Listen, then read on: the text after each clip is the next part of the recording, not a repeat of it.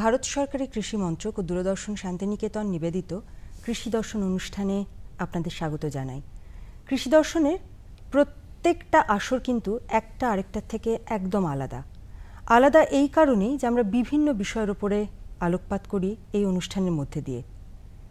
আজকে যে বিষয়টা নিয়ে আমরা বিস্তারিতভাবে আলোচনা করব আমাদের বিশেষজ্ঞের সঙ্গে, ডক্টর ব্রতিন পাল, সহ কৃষি অধিকর্তা, বড়জোড়া, বাঁকুড়া, সেটা খুবই প্রাসঙ্গিক এখনকার জন্যে। মাঝে মধ্যেই আমার মতন যারা খুব সাধারণ মানুষ, তাদের মাথায় একটা প্রশ্ন আসছে যে প্রকৃতি কি আমাদের সঙ্গে বিট্রে করছে, নাকি ধরনটাই বদলে গেছে প্রকৃতির? যা চাইছি প্রকৃতির কাছ থেকে সেটা পাচ্ছি না, আশাটা একটু বেশিই আমাদের। তো এই প্রশ্নগুলোর উত্তর আমাদের কাছে নেই। মাঝে মধ্যেই দু একটা বিচ্ছিন্ন শব্দ আমরা শুনি, বিশ্ব উষ্ণায়ন ইত্যাদি ইত্যাদি। একটু বিশদে জানবো আমাদের বিশেষজ্ঞের কাছে যে এই বিশ্ব উষ্ণায়নের প্রভাব কিভাবে আমাদের প্রকৃতিকে একটু নাড়িয়ে দিয়েছে। তার আগে আপনাকে নমস্কার জানাই। নমস্কার। বিশ্ব উষ্ণায়ন যেটা বলছেন সেটা হচ্ছে আমরা আরও যেটা এক অক্ষরে যেটা বলি সেটা হচ্ছে গ্লোবাল ওয়ার্মিং। এবং বিশ্বে প্রত্যেকটা দেশ যেভাবে এগিয়েছে, তাদের উন্নতি করেছি এবং আমরা আমাদের নিজেদের বাঁচার জন্যে যেভাবে নানা রকম সুবিধা প্রকৃতির কাছ থেকে নিয়ে গেছি, আজকে হয়তো সেই প্রকৃতিরকে আমাদেরকে কিছু চিন্তা ভাবনা করে ফিরিয়ে দিতে হবে। কিন্তু অদ্ভুত, যত ডেভেলপমেন্ট হয়েছে, যত ইন্ডাস্ট্রিয়ালাইজেশন হয়েছে বিশ্বতে, এবং যেভাবে আমাদের জনসংখ্যা ক্রমবর্ধমান, তাতে আমাদের ফুড সিকিউরিটি অর্থাৎ খাদ্য সুরক্ষার জন্যে যেভাবে এগ্রিকালচারাল অ্যাক্টিভিটিসগুলো আমাদের বেড়ে গেছে, কৃষিকাজের যেভাবে উন্নতি হয়েছে, তাতে হয়তো ফুড সিকিউরিটি আমরা পাচ্ছি সারা বিশ্বে। কিন্তু আমরা প্রকৃতিকে নানা রকমভাবে উত্তক্ত করছি, বা প্রাকৃতিক যে ভারসাম্য সেটা কিন্তু আমরা আস্তে আস্তে নষ্টের দিকে এগোচ্ছি। তার কারণ হচ্ছে যেভাবে আমরা গ্লোবাল ওয়ার্মিং বা গ্রিন হাউস গ্যাস যেগুলোকে বলে, অর্থাৎ যে গ্যাসগুলো আমাদের প্রকৃতির মধ্যে দিনের দিন ক্রমবর্ধমান এবং যেগুলোর জন্যে বিশ্বের পুরো তাপমাত্রাটা অর্থাৎ উষ্ণায়নটা হচ্ছে, সেগুলোর মধ্যে মেইন তিনটে গ্যাস হচ্ছে ক্লোরোফ্লুরোকার্বনস, যেটাকে আমরা শর্ট ফর্মে সিএফসিস বলি। দ্বিতীয়টা হচ্ছে কার্বন ডাইঅক্সাইড। যতভাবে এবং যেভাবে আমরা গাছ নষ্ট করব, যেটাকে আমরা টার্মিনোলজিতে বলি ডিফরেস্টেশন, যত বাড়াবো কার্বন ডাইঅক্সাইডের মাত্রা তত বাড়বে। কারণ আমরা জানি যে সবুজ গাছের অংশ তারা তাদের নিজেদের খাদ্যের জন্যে কার্বন ডাইঅক্সাইডটা নেয়। কিন্তু যখনই আমরা নানাভাবে ডিফরেস্টেশন করছি, আরবানাইজেশন বাড়াচ্ছি, তত কিন্তু কার্বন ডাইঅক্সাইডের মাত্রা বাড়ছে।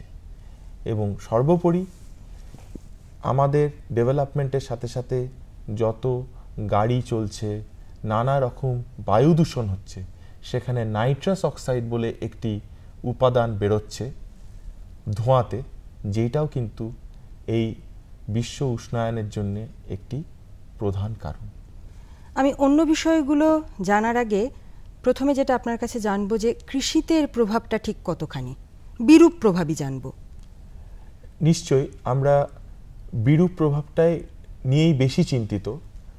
তবে এটা সবসময় মানতে হবে, যে কোনো জিনিসের শুধু যে বিরূপ প্রতিক্রিয়া হচ্ছে তা না, তার থেকে কিছু কিছু হয়তো আমরা উপকারও পেতে পারি।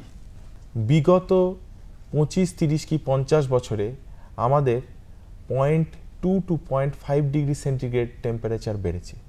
এটা হয়তো আক্ষরিক অর্থে দেখতে গেলে মনে হবে কিছুই না, এইটুকু টেম্পারেচার বাড়াটা আর কি এমন ক্ষতি করতে পারে। কিন্তু এইটুকু টেম্পারেচার বাড়াটাই যে আমাদের কৃষি এবং কৃষির যে প্রোডাক্টিভিটি, সেই প্রোডাক্টিভিটিতে অত্যন্ত রকম একটা বাজে প্রভাব ফেলছে। তার কারণটা হচ্ছে যে কিছুদিন আগে আপনারা দেখেছেন যে আমরা অনেক জায়গায় আর্টিকেল প্রকাশ করেছি বা আলোচনা হয়েছে যে এই বছর হয়তো এল নিনো একটা ফ্যাক্টর প্লে করতে পারে। এটাও কিন্তু এই বিশ্ব উষ্ণায়নের জন্য, কারণ যখনই আমাদের সি লেভেল ওয়াটার সারফেসের একটা চেঞ্জ হচ্ছে বা যখনই আমাদের ওজোন লেয়ার ডিপ্লিশনের জন্য আইস ক্যাপসগুলো মেল্ট করছে, অর্থাৎ কিনা অ্যান্টার্কটিকা বা আর্কটিকের যে গ্লেশিয়ার সেখানে যখন একটু টেম্পারেচার 0.1 ডিগ্রি টেম্পারেচার যখন তারতম্য হচ্ছে, তখন কিন্তু প্রচুর প্রচুর পরিমাণ বরফ কিন্তু গলে যাচ্ছে। তো গলে সেটা যাবে কোথায়, আসছে কোথায়, সেগুলো আমাদের সমতলের দিকে চলে আসছে এবং আলটিমেটলি সব জল কোথায় গিয়ে মেশে, সেটা হচ্ছে সমুদ্রপৃষ্ঠে। এবং এর ফলে কি হচ্ছে, সমুদ্রপৃষ্ঠের জলের স্তরটা অনেক বেড়ে যাচ্ছে এবং বেড়ে যাওয়ার জন্যে আমাদের কোরাল যে ইকোসিস্টেম বা ম্যারিন যে ইকোসিস্টেম বলে, যেটা জলজ আমাদের সামুদ্রিক যে ইকোসিস্টেম, সেইটার একটা বিরাট বিরূপ প্রতিক্রিয়া সৃষ্টি হচ্ছে। কৃষিতে দুরকমভাবে এর এফেক্ট পড়ছে। এক হচ্ছে, আমরা জানি যে কৃষি কার্যের জন্য বা ফসল উৎপাদনের জন্য আমাদের কিন্তু মিষ্টি জলের প্রয়োজন। যদি বিশ্বের যত জলের যা পরিমাণ আছে তাতে যদি দেখা যায়, তাতে দেখা যাবে যে 98% কিন্তু আমাদের সল্টি ওয়াটার এবং বাকি যে অংশটা আইস ক্যাপস এবং বাকি যে অংশটা আছে সেটা কিন্তু মিষ্টি জলের একটা উৎস। কিন্তু যখন সামুদ্রিক জলের স্তরটা আস্তে আস্তে বেড়ে যাচ্ছে তখন মিষ্টি জলটা কমে যাচ্ছে, অর্থাৎ কিনা সেই আইল্যান্ডগুলো আস্তে আস্তে ডুবে যাচ্ছে, অর্থাৎ ইনান্ডেশন হচ্ছে এবং সেইখানে যখন সল্ট ওয়াটার ঢুকছে, মিষ্টি জলটাকেও সল্ট ওয়াটারে পরিবর্তিত করছে। যখন আমাদের আইলা হয়েছিল তখন আমাদের যে সুন্দরবন এলাকার যে চিত্রটা, অর্থাৎ দক্ষিণ 24 পরগনার বিস্তীর্ণ অঞ্চল কিন্তু এই সল্ট ওয়াটারে ডুবেছিল বহুদিন এবং সেখানকার পুরো কৃষির যে ক্রপ ক্যালেন্ডার সেটাকে পুরো পরিবর্তন করা হয়েছে। আমাদের খুব সৌভাগ্য যে গত বছর যে বর্ষাটা হয়েছে সেটা অত্যধিক ভালো বর্ষা আমরা পেয়েছি। হয়তো প্রকৃতি বুঝেছে বা আমাদেরকে বুঝিয়েছে যে তোমরা যেভাবে বিনষ্ট করছো, সল্ট ওয়াটার ঢুকিয়েছে, সেই রকম হয়তো আগের বছর বর্ষাটা এত সুন্দর হয়েছে যে ফ্লাশিং, ন্যাচারাল ফ্লাশিং হয়েছে, কিছুটা জমির চরিত্রটা আবার আগের মতো আমরা পেয়ে গেছি। এইখানে একটু জানি যে গত বছর আমরা মনসুন খুব ভালো পেয়েছি, কিন্তু এবছর এল নিনোর এফেক্ট হোক বা যাই হোক, একটা অসম্ভব অস্থিরতা দেখছি প্রকৃতির মধ্যে। বৃষ্টির জন্য আমরা সকলেই তাকিয়ে আছি, কিন্তু এই যে একটা এরকম একটা সময় যাচ্ছে, সেটার প্রভাবটা ঠিক কিভাবে কৃষিতে আসবে বা এটাকে মোকাবিলা করা কিভাবে সম্ভব? দেখুন, কৃষি হচ্ছে বৈচিত্র্যময় এবং এভার চেঞ্জিং। মানে আমি প্রথমেই বলেছি যে ফুড সিকিউরিটি, আমাদের যেটা খাদ্য সুরক্ষা, যেটা আমাদের প্রত্যেকটা মানুষ, শুধু মানুষ কেন, যে কোনো প্রাণী তার খাদ্যের সংস্থানটা প্রথমে করে, ফলোড বাই বাসস্থান। তো এই যে খাদ্যটাকে আমাদের প্রোডাক্টিভিটি বা প্রোডাকশন লেভেলটাকে আমাদের ধরে রাখতে গেলে আমাদের সবসময় একটা মানে অল্টারনেটিভ চিন্তা করতেই হবে। ধরুন আমি ঠিক করলাম যে আমার যে 5 বিঘে জমি আছে সেই জমিটাতে আমি ধান চাষ করব, কারণ কি আমরা জানি যে আমাদের আউশ বা আমন যেটাই হয় আমরা বর্ষার জলে সেটা করি। তো আমি যদি চিন্তা করি যে একবারেই আমি বীজতলা করে 5 বিঘে জমি আমি চাষ করিয়ে দিলাম, সেটা একরকম হয়। সেটা কখন করব? যখন আমার বর্ষাটা নর্মাল বর্ষা হবে। কিন্তু যদি আমার মনে হয় বা আমি যদি নানা রকম কৃষকদের, মানে যারা আমাদের কৃষি বিশেষজ্ঞ আছে তাদের কাছ থেকে যদি আমরা জানতে পারি যে হ্যাঁ এবার হয়তো অনিয়মিত বর্ষাটা হলেও হতে পারে, তখন আমি কি করব? আমি ওই 5 বিঘে জমিটাই আমি স্ট্যাগার্ড ওয়েতে করব, অর্থাৎ কিনা 10 দিন গ্যাপে গ্যাপে আমি বীজতলাটা থেকে আমি রোপণটা করব। তাতে কি হবে, আমার এটাকে ল অফ অ্যাভারেজিং বলে, আমি প্রোডাক্টিভিটিটাকে আমি অনেকটাকে অ্যাভারেজিং করে নিতে পারবো, কারণ আমার প্রত্যেকটা জলের চাহিদা বিভিন্ন সময় হবে 5 বিঘেতে এক একটা স্ট্যাগার্ড ওয়েতে করলে। আর এখন তো অল্টারনেটিভ অনেক পদ্ধতিও বেরিয়েছে যেখানে জলের কম ব্যবহার করেও করা যায়। আবার আপনাকে ধন্যবাদ জানাবো যে আপনি এটা ঠিক যথার্থ সময় এটাকে ধরিয়েছেন আমাকে। নিশ্চয়ই আপনি জানবেন বা আপনি শুনেছেন, আপনারা সবাই জানেন, শ্রী পদ্ধতিতে ধান চাষের ব্যাপারে আমরা কৃষি দপ্তর থেকে নানাভাবে কৃষকদের উৎসাহিত করছি এবং তার কর্মশালা করাচ্ছি। পাশাপাশি রাজ্য আমাদের ঝাড়খণ্ড বা বিহার, তারা প্রভূত উন্নতি করেছে এই শ্রী কাল্টিভেশনে, অর্থাৎ সিস্টেম অফ রাইস ইন্টেন্সিফিকেশন। এইটা থেকে চাষ করে তারা কিন্তু প্রচুর লাভবান হয়েছে এবং আমরাও কিন্তু বাঁকুড়া, পুরুলিয়া, পশ্চিম মেদিনীপুরে এখানে আমরা শ্রী কাল্টিভেশনে আমরা যখন ধান চাষ করিয়েছি কৃষকদের দিয়ে, আমরা দেখেছি তারা কোনোভাবে এটার থেকে তারা উপকৃত হয়েছে। কারণ প্রধান যেটা জিনিস এটাতে, সেটা হচ্ছে আমরা এই ক্ষেত্রে শ্রী কাল্টিভেশনের ক্ষেত্রে আমরা জমিটাকে টান দিচ্ছি ডেলিবারেটলি, অর্থাৎ কিনা আমরা তৈরি করছি যে ফেজ বাই ড্রটের। কারণ তাতে দেখা গেছে যে, আবার সেই ডারউইনের থিওরি থেকেই বলি, যে ফর এক্সিস্টেন্স সে কিন্তু লাস্ট মিনিট অবধি লড়াই করবে, যে কোনো প্রাণী।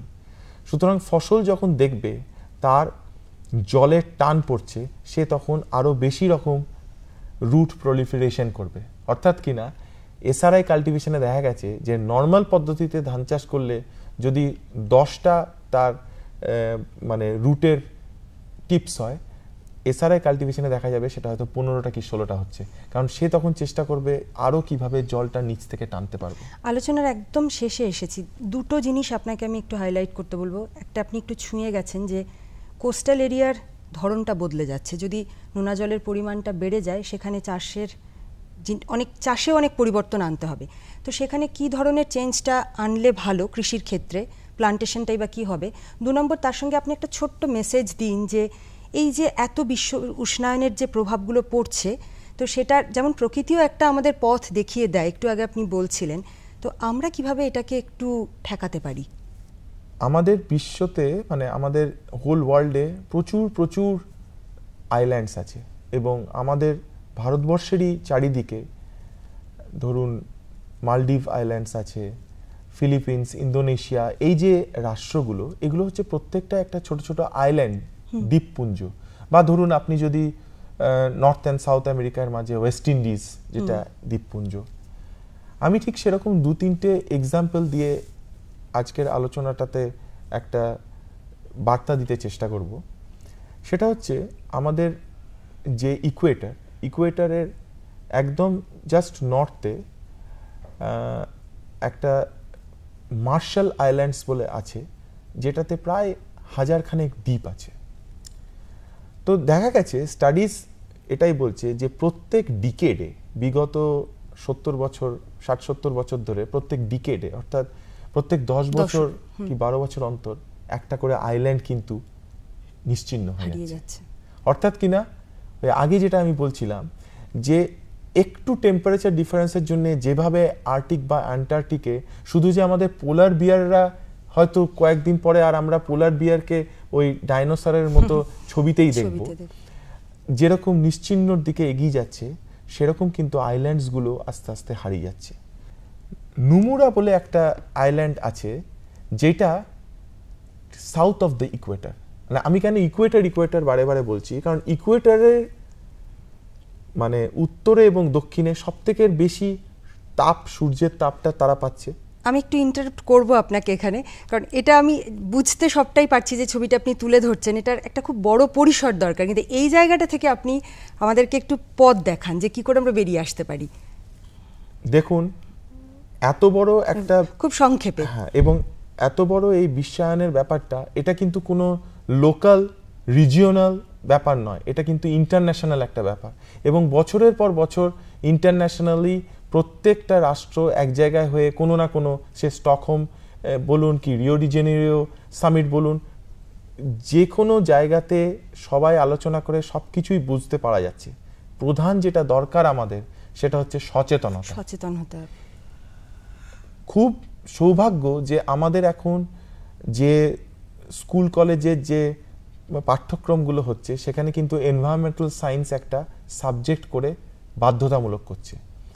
এবং এটার পেছনে কারণ একটাই, যে আমরা যদি একদম ছোটবেলা থেকে বাচ্চাদের মধ্যে সচেতনতা গড়ে দিতে পারি যে আমরা কোন জিনিসটা বেশি করব, কোন জিনিসটা ওয়েস্ট করব না, আমাদের কখনোই উচিত না শুধু শুধু ওয়াটারকে ওয়েস্ট করা। এবং এই বোধটা যদি ছোটবেলা থেকেই তৈরি হয় তাহলে বোধহয় ভবিষ্যতে আমাদের পথ চলতে অনেক সুবিধা হবে। আর আমি একটু ক্ষমাও চেয়ে নিচ্ছি ব্রতিনদার কাছে এবং যারা আছেন টেলিভিশনের ওপারে যে আজকের আলোচনাটা আমাকে এখানেই থামাতে হবে, কিন্তু একটা কথা আজকের এই আলোচনা থেকে আমরা বুঝতে পারলাম সবাই, যে কথা বললেন বিশেষজ্ঞ, যে খুব সচেতন হতে হবে, না হলে কিন্তু আগামী দিনে একটা ভয়ঙ্কর পরিণতির দিকে আমরা নিজেরাই নিজেদের এগিয়ে নিয়ে যাব। সেই সঙ্গে পরিবেশের ক্ষতি তো আমরা যা করেছি সেটাকে যদি একটু মেরামত করতে পারি তাহলে ভালো। এবং কেউ কেউ হয়তো খুব বড় পরিসরে ভাবছেন, কেউ কেউ ছোট পরিসরে। নিমতলা গ্রামের ফকির বাবার ছিল খুব প্রতাপ, বলতো সবাই ভাগ্য বদলাতে ওনার মুখ্য হাত। বাবা চাষ করার এমন পথ দিত যাতে ফসলের ঢের লেগে যেত। কিন্তু একদিন ফকির বাবার খুলে গেল রহস্য। কিষান কল সেন্টার থেকে উনি জানতেন উন্নত চাষের তথ্য। চাষের সম্বন্ধে যে কোনো সমস্যা হোক, কিষান কল সেন্টার থেকে বিশেষজ্ঞদের বিনামূল্যে পরামর্শ পান। তৎক্ষণাৎ সেই মুহূর্তে নিজের ভাষাতেই কথা বলে চাষবাসের সম্বন্ধে যে কোনো পরামর্শ বা প্রশ্নের জন্য বিনামূল্যে নম্বরে ফোন করুন 1800-180-1551। আমরা জানি ভারতবর্ষ আমাদের কৃষি প্রধান দেশ এবং সেখানে বেশিরভাগ কৃষক বন্ধুই নিজেদের এলাকা অনুযায়ী নানান রকমের চাষাবাদ করে থাকেন। তবে বেশিরভাগটাই দেখা যায় যে এলাকার প্রয়োজন মেটাতেই। কিন্তু কৃষি পদ্ধতির উন্নয়নের সঙ্গে সঙ্গে উৎপাদনের বৃদ্ধিও ঘটেছে এবং সেক্ষেত্রে উদ্বৃত্ত রপ্তানি সম্পর্কে অনেক কৃষক বন্ধুই কিন্তু সেভাবে অবহিত নন। তাই আজ আমরা আমাদের আলোচনার বিষয় রেখেছি উদ্ভিজ খাদ্য সামগ্রীর রপ্তানি। আর এ বিষয়ে আলোচনার জন্য আমাদের মধ্যে পেয়েছি আমরা কৃষি বিশেষজ্ঞ হিসেবে বিশ্বভারতীর পল্লী শিক্ষা ভবনের অধ্যাপক উদ্ভিদ রোগ বিজ্ঞান বিষয়ের ডক্টর নকুল চন্দ্র মণ্ডলকে। নমস্কার নকুলবাবু। প্রথমেই আমরা আপনার কাছে আজ জানতে চাইব যে এই যে উদ্ভিজ খাদ্য, তা কি সত্যি সত্যি রপ্তানি সম্ভব কৃষক বন্ধুদের পক্ষে? দেখুন, আপনি ঠিকই বলেছেন। আমরা ভারতবর্ষে এখনও কৃষিকে আমরা বাণিজ্যিকভাবে নিতে পারিনি। যা যদিও ভারতবর্ষের এখনও 52% লোক কৃষির উপর নির্ভরশীল, যদিও জাতীয় ইনকামের 15% মাত্র কৃষি থেকেই আসছে।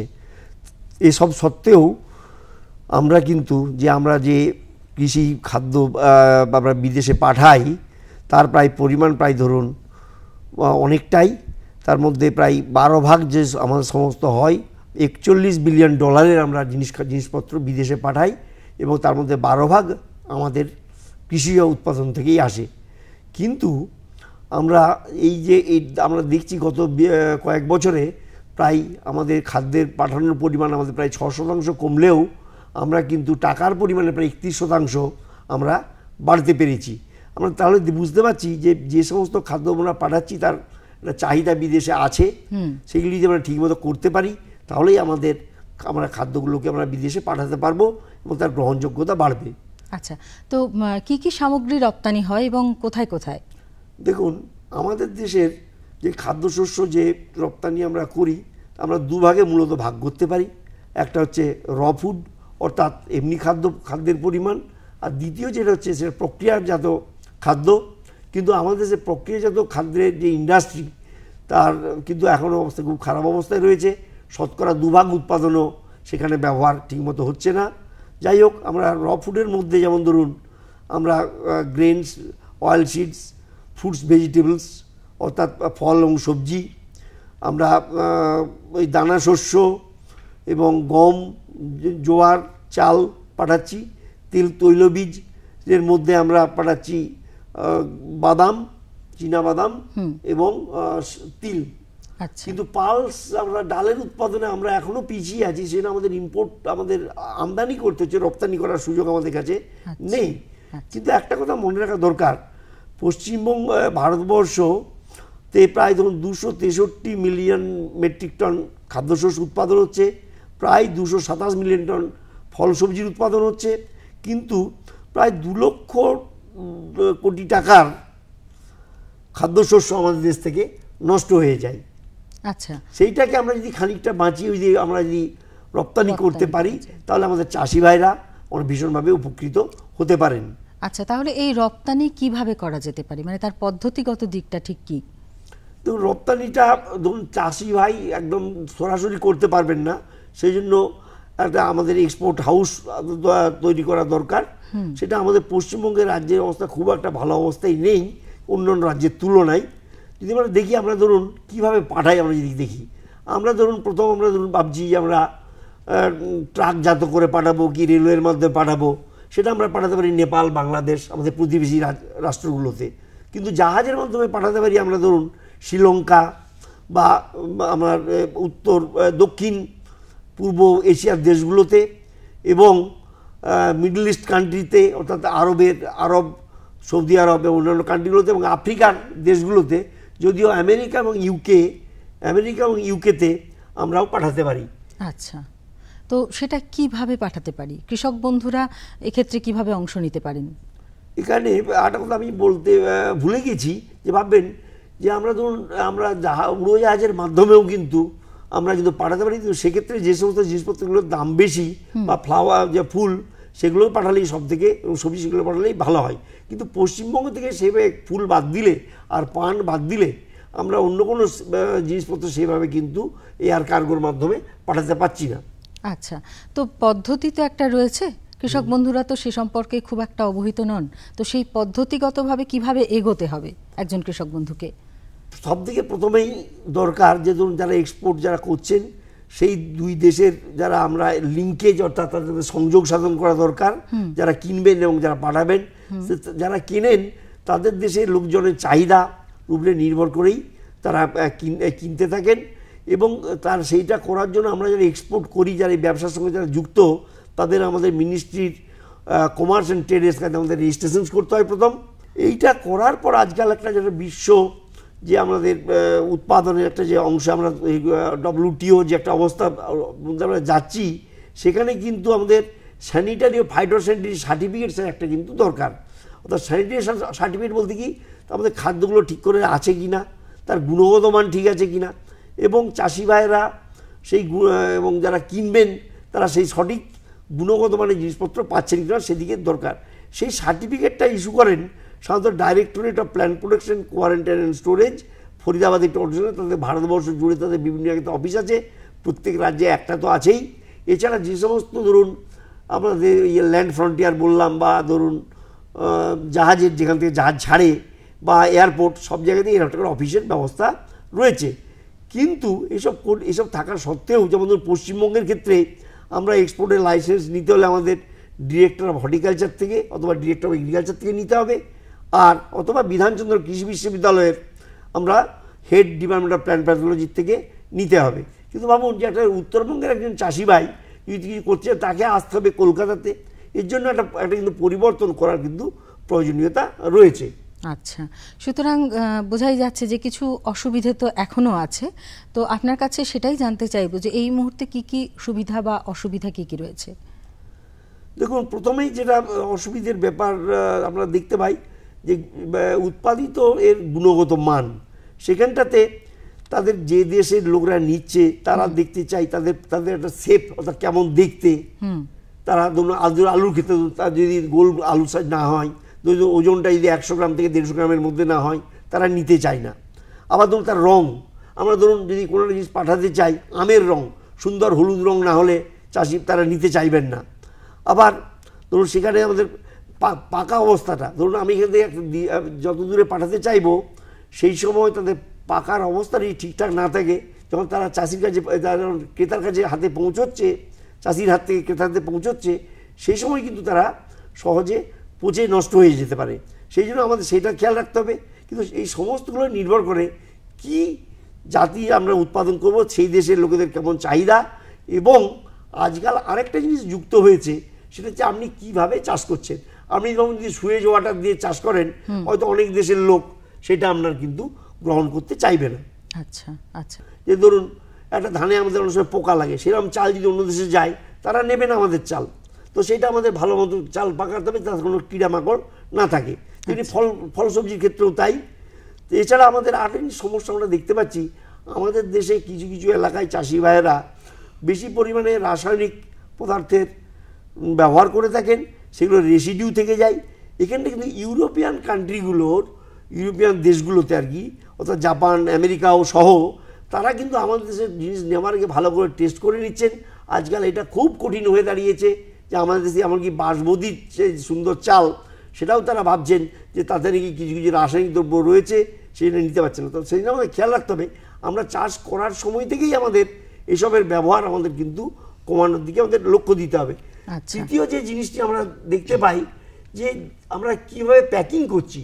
আর আজকাল প্যাকিংয়ের ধরুন যদি এনভায়রনমেন্ট ফ্রেন্ডলি প্যাকিং আমি না করতে পারি, অর্থাৎ পরিবেশ বান্ধব যদি প্যাকিং না হয়, সেটা তো সহজে গিয়ে নষ্ট হবে না, তাদের জঞ্জালের সৃষ্টি করবে, তারা কিন্তু ওইরকম প্যাকিং মেটেরিয়াল তারা কিন্তু নিতে চাইবে না, সেদিকেও খেয়াল দেওয়া দরকার আমাদের। আর চতুর্থ যে ব্যাপারটি দরকার, যে ধরুন একটা জিনিস আমি পাঠাবো আর যিনি কিনছেন তার মধ্যে সেই জিনিসটার স্থায়িত্ব অন্তত কতদিন থাকবে সেদিকে জোর দেওয়াটা দরকার। এইগুলো যদি খেয়াল রাখতে পারি আমরা, তাহলে কিন্তু আমরা বিশাল পরিমাণে এক্সপোর্ট করতে পারবো। এবং মনে রাখবে, এই যে আমাদের যে 2 লক্ষ কোটি টাকার যে খাবার নষ্ট হচ্ছে, তার অন্তত যদি অর্ধেকই যে বাঁচাতে পারি, 1 লক্ষ কোটি টাকার বেঁচে যায়, সেটা চাষি ভাইরাতে গিয়ে আস্তে আস্তে পৌঁছবে। চাষি ভাইরা আজকে কৃষির যে অনেক সময় দুর্দশার কথা বলি, সেখান থেকে তারা কিন্তু অনেকটা লাভবান হতে পারবেন। আচ্ছা, একটু আগেই আপনার কাছে আমরা শুনছিলাম যে পরিকাঠামোগত একটা সমস্যা রয়েছে, তো এই রকম একটা জায়গাতে দাঁড়িয়েই আমরা জানতে চাইব যে কৃষক বন্ধুর এই মুহূর্তে কি করণীয়।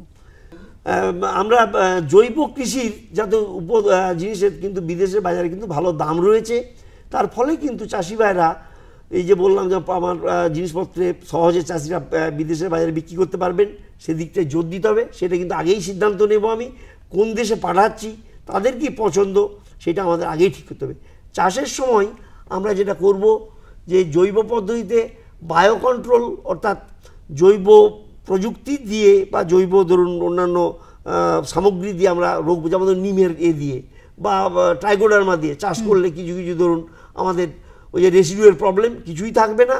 এবং যখন দরকার পড়বে নেহাতি, তখন একটু আমরা রাসায়নিক ওষুধ ব্যবহার করবো, তাহলে রাসায়নিকটা এড়াতে পারলে খুব ভালো হয়। তৃতীয় যেটা দরকার, যে আমাদের ধরুন ফলের গায়ে বা ফসলের গায়ে যে মাটি লেগে থাকে, বা ধরুন ফসলের যদি ওই আপনার কিছু দানা টানা অন্য কিছু লেগে থাকে, ঘাস টাসগুলো চলে যায়, সেখানে কিন্তু জীবাণু যেতে পারে। এটা যদি একদমই না থাকে, সেখানটায় কিন্তু আমাদের প্যাকেজিংয়ের আগে জোর দিতে হবে। এবং করার পর কত তাড়াতাড়ি আমরা যিনি এক্সপোর্ট করবেন তার কাছে পৌঁছে দিতে পারছি, সেইটার দিকে জোর দেওয়া দরকার। আর জিনিস আমরা এখানে করি না, পশ্চিমবঙ্গে খুব খারাপ অবস্থা। আমরা একবার জানি যে আমরা 2-3 বার আমরা আলু পাঠানোর চেষ্টা করছি মিডল ইস্টে, সেখান থেকে আমাদের আলু নষ্ট হয়ে গেছে। কারণ কি, যে আমরা কাটা আলু খুব ভালো করে বেছে দিই না, কালেজ অর্থাৎ সে কাজটা করি না, এছাড়া সাইজ গ্রেডিংটা করি না। এই দুটোকে আমাদের ইউনিফর্ম সাইজের জিনিস কিন্তু বাজারে সবসময় খেয়াল রাখবেন যে বেশি দামে বিক্রি হয়, সেই জন্য আমাদের কালেজটাকে জোর দিতে হবে এবং আমরা গ্রেডিং করাতেও জোর দিতে হবে। আরেকটা জিনিস, প্যাকিং করার সময় বা জিনিসপত্র যখন হ্যান্ডলিং করা হয়, সেই সময় কি দেখা যায় এবং ফল বেশ আঘাত লাগে, সেই আঘাতের মধ্যে দিয়ে জীবাণুগুলো ঢুকে গিয়ে পচিয়ে ফেলে। সেই জন্য কম আঘাত লাগে সেদিকে আমাদের জোর দিতে হবে। অতএব এই জিনিসগুলোতে জোর দিলে কিন্তু আমাদের পক্ষে আমাদের রপ্তানি করাটা সুবিধা হবে। আর আমাদের খবর দিয়ে রাখি যে আমরা এই ধরুন আমাদের কতগুলো কান্ট্রির মধ্যে বায়োল্যাটারাল ট্রেড এগ্রিমেন্ট এবছর চালু হয়েছে, এবং এশিয়ান কান্ট্রিজের একটা বড় অর্থনৈতিক তারা সংস্থা, তারাও প্রায় করেছে। বলা হচ্ছে যে ধরুন 2016 সাল নাগাদ আমরা প্রায় 10,000 কোটি টাকার সামগ্রী বিদেশের বাজারে আমরা কৃষিজাত সামগ্রী রপ্তানি করতে আমরা পারবো। সুতরাং সুযোগ একটা বিরাট রয়েছে আমাদের সামনে। আপনাকে অসংখ্য ধন্যবাদ। খুব সুন্দরভাবে আমরা জানলাম যে উদ্ভিজ্জ খাদ্য সামগ্রী যদি রপ্তানি করতে চান কৃষক বন্ধু, তাহলে কোন কোন ক্ষেত্রে অত্যন্ত যত্নবান হতে হবে। কেমন লাগছে আমাদের অনুষ্ঠান আমাদের চিঠি লিখে জানান। চিঠি লেখার ঠিকানা কৃষি দর্শন, অধিকর্তা দূরদর্শন কেন্দ্র, শান্তিনিকেতন, শান্তিনিকেতন, সূচক 731235।